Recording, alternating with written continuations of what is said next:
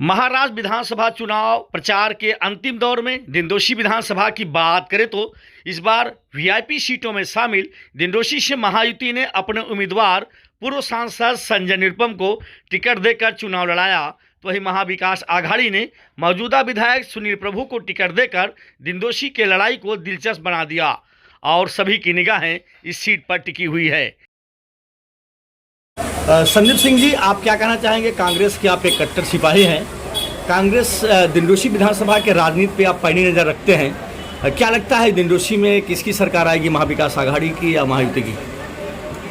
दिंडोशी क्षेत्र में तो महाविकास आघाड़ी अपने पूरे जोर शोर से लड़ रही है। तो महाविकास आघाड़ी के तीनों घटक के तीनों कार्यकर्ता, कांग्रेस का कार्यकर्ता हो या आम आदमी पार्टी का सिपाही हो या समाजवादी का कार्यकर्ता हो या शरद ग्रुप राष्ट्रवादी कांग्रेस पार्टी का कार्यकर्ता हो, सब पूरे तन मन धन के साथ में सुनील प्रभु जी के साथ रास्ते पर उतरकर हर घर डोर टू डोर जाकर प्रचार कर रहे हैं।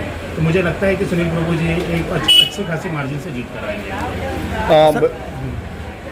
संदीप जी, 2 दिन के बाद जो है अब चुनाव होना है, मैच कुछ ही घंटे बचे हैं और ऐसे में इस बार जो आपका पूरा कैंपेनिंग चला है महाविकास आघाड़ी का, खास तौर पर दिंडोशी विधानसभा में, तो कौन से चुनावी मुद्दों को लेकर आप जनता के बीच गए?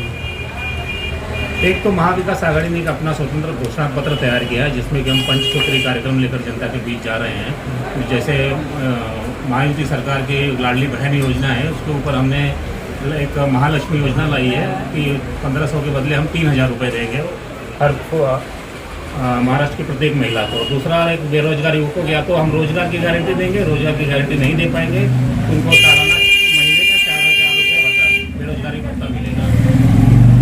और संदीप जी, यहाँ पे पूरे दिंडोशी में 2 सवाल बहुत चल रहा था। एक तो कुरार के रोड को लेकर काफ़ी सारे फेसबुक पर लगातार पोस्ट हुआ कि कुरार को रोड को लेकर कितना काम प्रभु जी ने किया है। और दूसरा एक नारा जो है मुंबई समेत पूरे महाराष्ट्र में चला है कि कटोगे तो बटोगे, तो ये नारे को लेकर कैसे आपका एक प्रतिक्रिया आपकी? सबसे पहले तो कटोगे तो बटेंगे के ऊपर मैं ये कहना चाहूँगा कि पहले वो भाजपा के कार्यकर्ता अपने नेताओं से, मोदी जी से और फडणवीस जी से कहें कि उनके मैंने आज ही फेसबुक में फोटो डाला हुआ है, वो तो खुद गले मिल रहे हैं, खुद उनके साथ व्यापार कर रहे हैं और जनता को भड़का रहे हैं कि कटोगे की बटोगे। तो यहाँ कटोगे तो बटोगे कहने का मतलब है कि सारा महाराष्ट्र का सारा धन लेकर अडानी गुजरात चला जाएगा। इसलिए एक साथ रहकर महाविकास आघाड़ी के सारे कार्यकर्ताओं को इस अडानी की सरकार को तो जड़ से फाड़ के फेंकना चाहिए। अच्छा, यहाँ पर दूसरा, एक कुरार के रास्तों की बात की आपने, दिंडोशी के रास्तों की। तो दिंडोशी में मुझे लगता है कि 50 किलोमीटर के रास्ते होंगे ओवरऑल मिला के। सब 200 या 300 मीटर किसी पैच की बात करके दिखा रहे हैं कि ये 200-300 किलोमीटर का पैच है।